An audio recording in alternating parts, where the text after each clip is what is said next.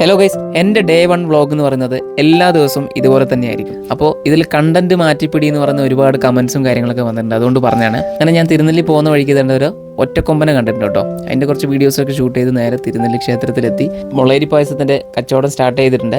ഇന്നത്തെ കാലാവസ്ഥ എന്ന് പറയുമ്പോൾ വെയിലൊട്ടും കുറവില്ല താനും, എന്നാലും തണുപ്പാണെങ്കിൽ പോകുന്നില്ല. അപ്പം വെയിൽ കാഞ്ഞുകൊണ്ടിരിക്കുക കേട്ടോ. ഞാൻ അങ്ങനെ നമ്മുടെ പായസം കുടിക്കാനായിട്ട് നമ്മുടെ വീഡിയോ കണ്ട് ഇഷ്ടപ്പെടുന്ന ഒരുപാട് ആൾക്കാർ വരുന്നുണ്ട് കേട്ടോ. അങ്ങനെ ഇവരൊക്കെ അതിൽ ഉൾപ്പെട്ടവരാണ്, നമ്മുടെ ഫോളോവേഴ്സും കൂടിയാണ്. അങ്ങനെ ഇന്നത്തെ പായസ കച്ചവടം അത്യാവശ്യം നല്ല രീതിയിൽ നടന്നുകൊണ്ടിരിക്കുമ്പോൾ ചേട്ടന്മാർ കുറച്ച് ഫോട്ടോസ് എടുത്ത് കൊടുത്തിട്ടുണ്ട്. പിന്നെ ഈ കാണുന്ന ബ്രോ നമ്മുടെ ഫോളോവറാണ്. ഈ മോന് നമ്മുടെ ബോബിയുടെ അതേ പ്രായം കേട്ടോ. ഇന്ന് നമ്മുടെ പായസ പരിപാടി ഏകദേശം ഒരു 11 മണിയുടെ ഉള്ളിൽ കഴിഞ്ഞിട്ടുണ്ട് കേട്ടോ. അങ്ങനെ നേരെ പോയിട്ട് പുട്ടും കടലക്കറിയും കഴിച്ചു.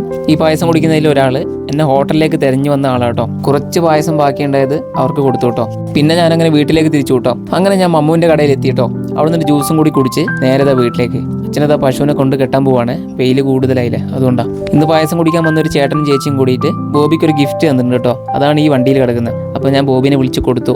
സംഭവം ബോബി വലിയ കാര്യത്തിന് അത് വാങ്ങിയിട്ടൊക്കെ പോകുന്നുണ്ട്. പക്ഷെ അതിൽ മുട്ടായി അല്ല എന്ന് അറിയുമ്പോഴൊരു എക്സ്പ്രഷൻ ഉണ്ടല്ലോ, അത് നിങ്ങൾ കണ്ടു തന്നെ അറിയണം. അങ്ങനെ ബേബി കൊടുത്തിട്ടുണ്ട്.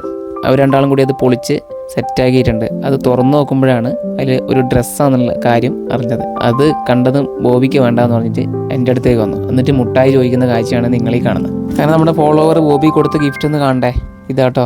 അടിപൊളിയല്ലേ? അവർക്ക് രണ്ടുപേർക്കും ഒരു സ്പെഷ്യൽ താങ്ക്സ് ഉണ്ട്.